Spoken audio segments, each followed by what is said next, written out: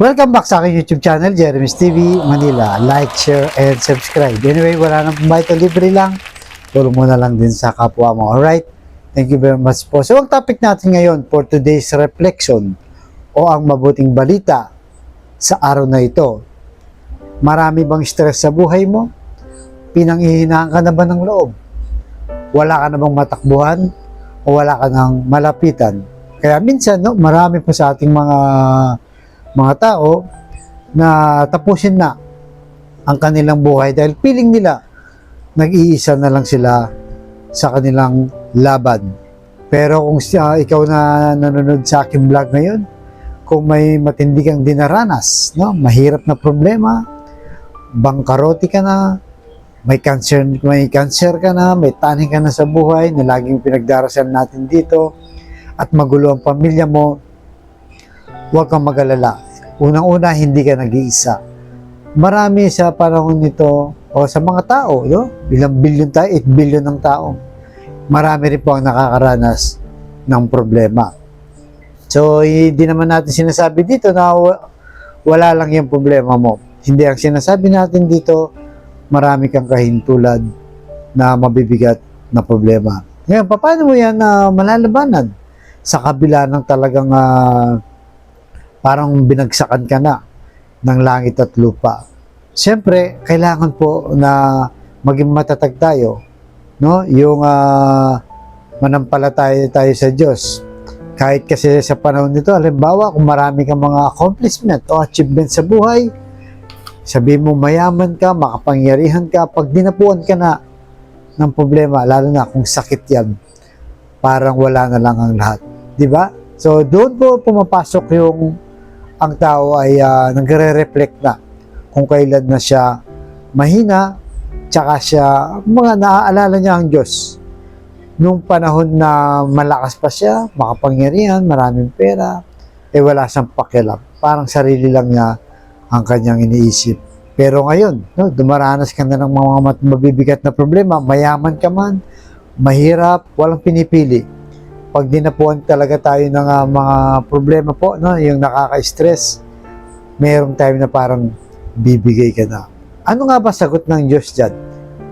So sabi sa pangalawang Korinto, chapter 12, verse 9, ayon kay San Pablo, ang biyaya ko ay sapat na sa iyo, sapagkat ang kapangyarihan ko ay lubos na nahayag sa kahinahan. So yun po, no, napakalinaw. Marami po sa ating nakakaranas dito. Kagaya ng kinukwento natin kanina, na kapag malakas ka na, wala ka namang pakialam. Pero pag dumating ka na sa puntong kailangan mo talaga ng Diyos, no? Yung dumaranas ka na matinding problema, doon mo naiisip na walang ibang matakbuhan kundi ang Diyos. Kaya minsan, sa sobrang stress mo, sa sobrang pagod mo, siguro kailangan mo lang din ng mag-rest o magpahinga. Mag-recharge ka, matulog ka ng 8 oras, no? Tapos mag-relax ka muna para yung problema mo ay hindi mo masyadong isipin. At siyempre, napaka-importante, no? Yung ipagkatiwala mo sa Diyos. Ano man ang naranasan? Depression, anxiety, stress, alalahanin mo.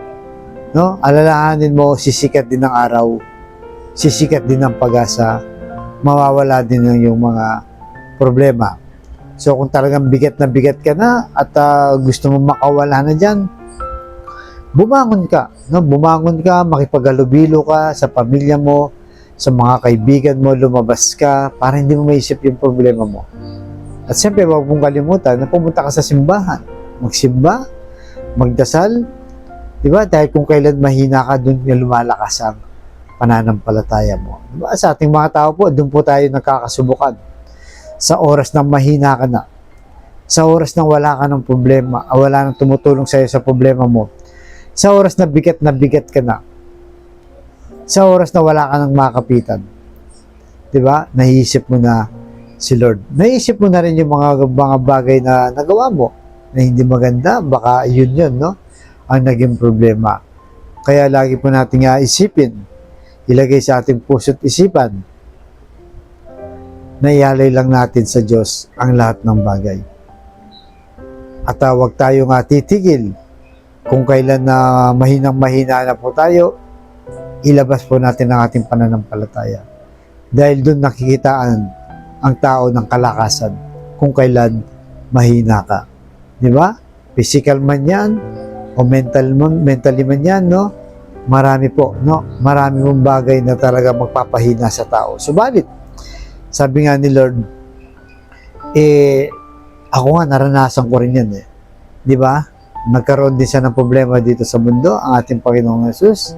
Kinutya siya, physical, no? Emotional, talagang binabanatan siya. Pero ang sabi niya, napagtagumpayan ko na ang mundo. So, ibig sabihin po, laging sinasabi ko dito, na lahat po, no, ng nararanasan natin sa ating pang-araw-araw na buhay ay alam ng Diyos.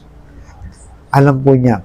At alam niya na kakayanin natin, lalo pa kung may relasyon ka sa Kanya at matibay ang iyong pananampalataya, ay tsak yun. Hindi ka pababayaan, ni iiwan. Kaya tuloy lang po tayo, no? Kapit po tayo sa panalangin every time po, no? Sa araw-araw nating buhay, wag lang sa time na mahina ka na, alangan namang hintayin mo pa, na nakaratay ka na sa kama, na bedridden ka na, hindi ka na makakain, tsaka ka palang gagawa ng paraan, o tsaka ka palang mananampalataya, o tsaka mo palang maalala si Lord. Hindi, habang malakas po tayo, no? Huwag nating kalimutan magsimba at magdasal para sa ating kalakasan, paglaban sa mga tukso, kahinahan, at mga problemang nararanasan natin.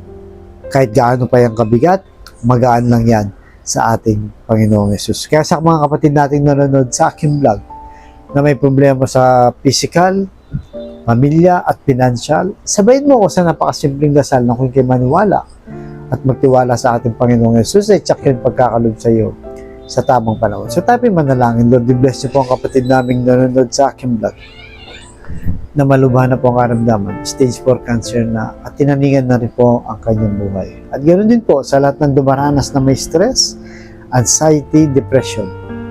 Ipuhin niyo po ng iyong mapagpagaling na kamay, haplusin niyo po ang kanilang karamdaman at mga iniisip. Tanggalin niyo po, Lord. Alam naman po namin na walang imposible sa iyo kung iyong loloobin. At ganoon din po sa pamilyang nasisira, nagkawatak-watak dahil sa hindi pagkakaunawaan.